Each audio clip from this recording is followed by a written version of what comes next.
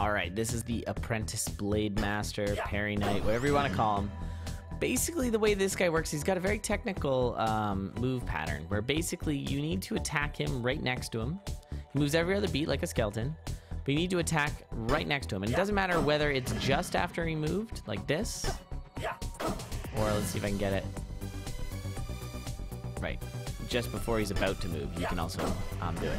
And basically, the idea is you want to not parry at him, or not parry him and then move towards him, but move away.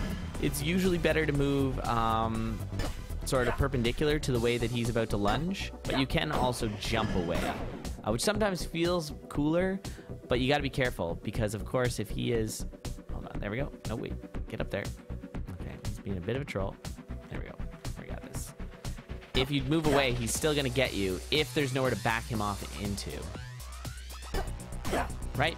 So in that case, especially, you're going to want to move to the side. Now, if he is against a wall, I'm trying to arrange this guy. If you move to the side, you won't be able to get a hit on him because, of course, just the dagger, I don't have the appropriate range. But let's talk about the other weapons. Now, I don't normally do these on the tutorials, but it's very important with this character because the weapons are very interesting. First, I'll start with something with range. So this works for the longsword, this works for the spear, and the bow. And basically what it means is as long as he is not right next to you, it's just going to be always parries. Parry, parry, parry, parry, parry. But if he's next to you, just like a dagger. So that's it.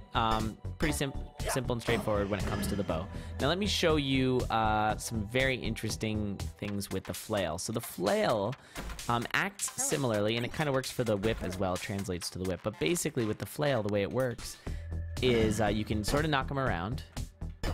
But he'll never parry and attack you unless he's right in front of you, just like a dagger. So you kind of have to just wiggle back and forth until he's right next to you, and then you can attack like that. And otherwise, you can kind of just move him around. Sometimes you can do some weird things where if he's next to a wall, you can kind of move him around before he lunges at you. It's very strange, but basically you can kind of just move him out of the way so he doesn't get you right next to the wall. So it's actually a lot safer to have a flail in Zone 4 for that purpose. Because you can kind of, if you're pushing him up against the wall, it's kind of dangerous with a dagger, but with the flail you can kind of move him. And finally, the cat is very, very strange with these guys, so it's important to pay attention to how these guys work. Because unlike all the other weapons, where you have to attack them directly like that, which you can of course do with the cat, and I recommend it to avoid confusion. But you can do some other things. If you sideswipe him, like that, you can still get him. So it's sort of weird, like when it happens and when it doesn't. But basically, it's when he's beside you, you can sideswipe him. But it's hard to hit him if you keep moving in the direction that you just sideswiped him with. So what you need to do, is you need to sideswipe him, and then you need to move, and then you need to turn directions again, like this. It's very, very weird. The cat fight with the Blademasters is very, very, very strange.